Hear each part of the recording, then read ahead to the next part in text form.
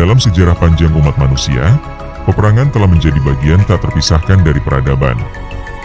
Namun, pernahkah Anda bertanya, kapan sebenarnya manusia pertama kali terlibat dalam perang yang tercatat secara resmi? Bukan sekadar pertikaian suku atau perburuan wilayah secara primitif, tetapi sebuah konflik berskala besar antara dua negara kota yang memiliki tentara, strategi, dan bahkan dokumentasi resmi. Inilah kisah dari masa 4.500 tahun yang lalu, di sebuah tanah subur yang kini menjadi bagian dari Irak Selatan. Dua negara kota kuno, Lagash dan Umma, berkonflik hebat dalam perang yang dipercaya sebagai perang pertama dalam sejarah tertulis manusia. Dipicu oleh sengketa atas tanah suci yang kaya dan strategis. Perang ini tidak hanya mengguncang Mesopotamia, tetapi juga menandai babak baru dalam sejarah peradaban, awal dari konflik terorganisir antar negara.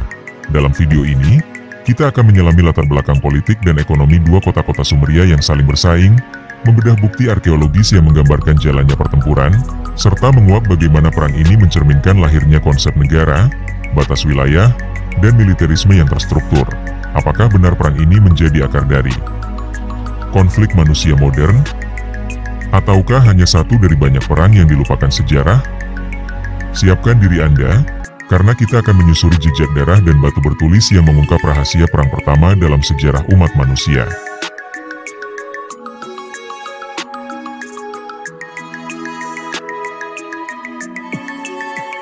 Di era 2600 sampai 2400 sebelum Masehi, wilayah Mesopotamia dihuni oleh kota-kota independen yang dikenal sebagai negara kota Sumeria. Di antara mereka, Lagash dan Umma adalah dua kota yang terletak berdekatan, namun seringkali bersaing memperebutkan sumber daya alam yang terbatas. Masing-masing kota memiliki struktur pemerintahan sendiri, kuil, sistem irigasi, dan tentu saja, ambisi untuk menguasai wilayah subur di sekitarnya. Salah satu wilayah yang menjadi sumber sengketa adalah tanah bernama Guedena, sebuah dataran yang sangat subur dan terletak di antara dua sungai utama. Guedena bukan hanya penting secara ekonomi, tetapi juga dianggap sebagai wilayah suci yang dipersembahkan kepada dewa-dewa mereka. Lagash mengklaim bahwa tanah tersebut adalah milik para dewa mereka dan telah diberikan secara sah. Namun, Umma menuduh Lagash melanggar batas wilayah. Konflik ini bukan sekadar persoalan batas tanah. Ia merefleksikan pertentangan antar ideologi, status keagamaan, dan superioritas budaya. Raja-raja di kedua kota mengklaim memiliki mandat ilahi untuk mempertahankan wilayahnya, dan hal ini memicu propaganda serta mobilisasi militer berskala besar. Dalam catatan kuno, Raja Enatum dari Lagash digambarkan sebagai pemimpin yang membawa kehendak para dewa dalam memerangi Umma. Perang antara Lagash dan Umma berlangsung berulang-ulang selama beberapa dekade, bukan hanya sekali. Namun, catatan paling terkenal datang dari kemenangan besar yang dipimpin oleh Eanatum. Peristiwa inilah yang mendefinisikan perang tersebut sebagai perang pertama yang terdokumentasi secara lengkap, melalui prasasti batu, peta kuno, dan simbol-simbol religius. Kemenangan ini tidak hanya memberi Lagash kontrol atas Guedena, tetapi juga menandai era baru, di mana kekuasaan tidak hanya ditentukan oleh diplomasi atau perjanjian, tapi juga oleh kekuatan militer dan legitimasi spiritual.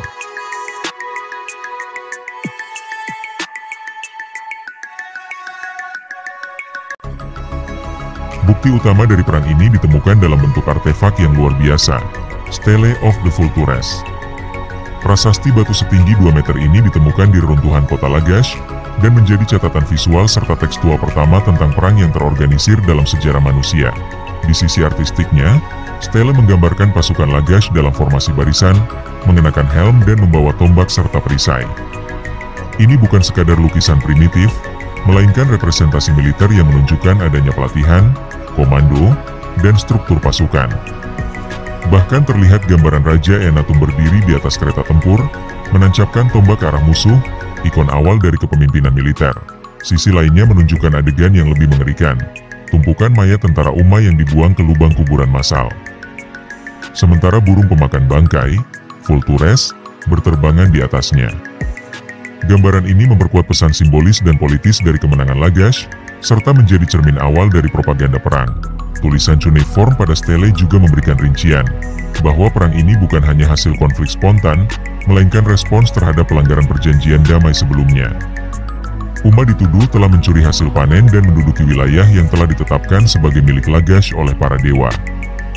Raja Lagash merasa wajib bertindak untuk menegakkan keadilan ilahi. Dengan keberadaan stele ini, sejarah mencatat bukan hanya apa yang terjadi, tetapi bagaimana manusia mulai mendokumentasikan konflik sebagai bagian dari identitas dan legitimasi kekuasaan.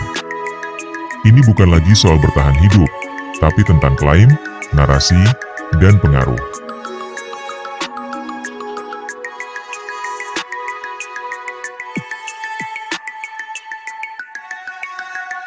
Meskipun perang ini terjadi ribuan tahun lalu, strategi dan organisasi pasukan dalam konflik Lagash versus Umma menunjukkan pemahaman taktis yang mengagumkan. Pasukan Lagash diketahui memiliki formasi falanks, barisan ketat prajurit bersenjata tombak dan perisai yang berjalan dalam formasi rapat, mirip dengan gaya perang Yunani berabad-abad kemudian. Senjata yang digunakan termasuk tombak, kapak, dan kemungkinan awal dari kereta yang ditarik oleh keledai liar. Meski primitif, senjata-senjata ini sudah cukup mematikan ketika digunakan oleh pasukan terlatih. Selain itu, penggunaan helm dan pelindung tubuh dari logam tipis atau kulit menunjukkan pemahaman dasar tentang perlindungan dalam pertempuran.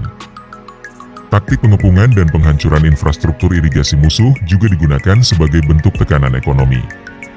Lagash, dalam beberapa catatan, diketahui memotong aliran air ke wilayah Umma sebagai hukuman dan upaya untuk melemahkan produktivitas mereka, sebuah bentuk perang ekonomi awal. Yang menarik, peperangan ini tidak hanya diatur oleh manusia, tapi juga oleh simbol keagamaan. Sebelum dan sesudah perang, Raja Lagash melakukan ritual kepada Dewa Ningirsu untuk meminta restu. Ini menunjukkan bahwa perang pada masa itu adalah gabungan antara taktik militer dan izin langit.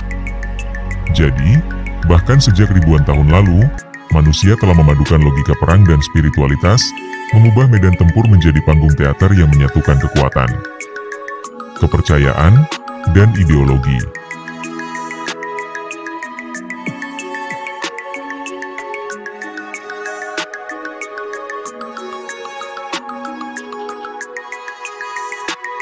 Pertanyaan besar pun muncul, apakah perang Lagash versus Umma benar-benar awal dari konflik manusia, atau hanya kebetulan menjadi yang pertama tercatat? Dalam konteks sejarah panjang manusia, kita tahu bahwa kekerasan dan perebutan wilayah sudah ada sejak zaman pemburu pengumpul. Namun perbedaan pentingnya adalah, perang ini merupakan bentuk konflik yang terorganisir antar negara, dengan pasukan tetap, strategi militer, dan dokumentasi resmi. Ini bukan bentrokan acak atau balas dendam pribadi, melainkan perang sistematis yang dilakukan atas nama negara dan agama, sebelum Lagash versus Umma. Bukti perang biasanya hanya berupa tengkorak dengan luka atau benteng tua yang tidak diketahui siapa penyerangnya. Tapi di sini, kita melihat sebuah catatan lengkap, dari penyebab konflik, strategi yang digunakan, hingga dampaknya terhadap masyarakat. Lagash versus Umma menjadi titik balik, dari kekerasan spontan menjadi konflik politik berskala besar. Ini adalah cikal bakal dari semua bentuk perang yang kita kenal sekarang, baik itu perang dunia, perang saudara, hingga konflik geopolitik modern. Dengan demikian, perang ini bukan hanya soal dua kota yang saling membenci.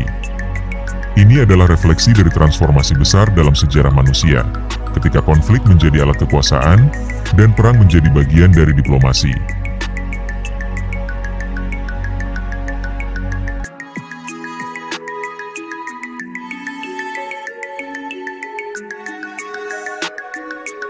Perang Lagash versus Umma bukan hanya menciptakan catatan pertama tentang peperangan.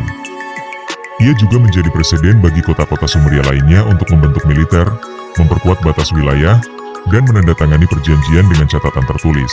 Setelah kemenangan Lagash, kota-kota lain mulai meniru sistem militer dan dokumentasi mereka.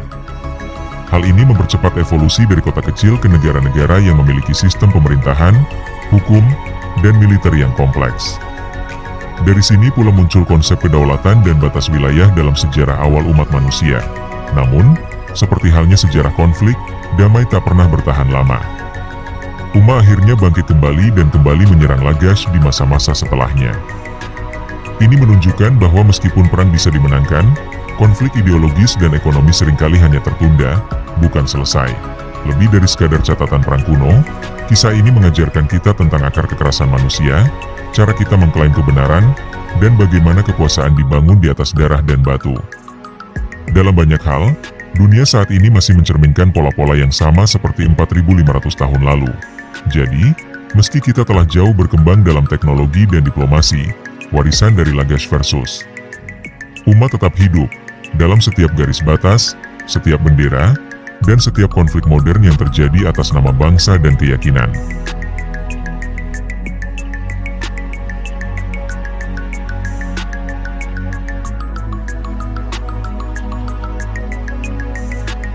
Perang pertama yang tercatat dalam sejarah bukan hanya tentang siapa yang menang dan siapa yang kalah.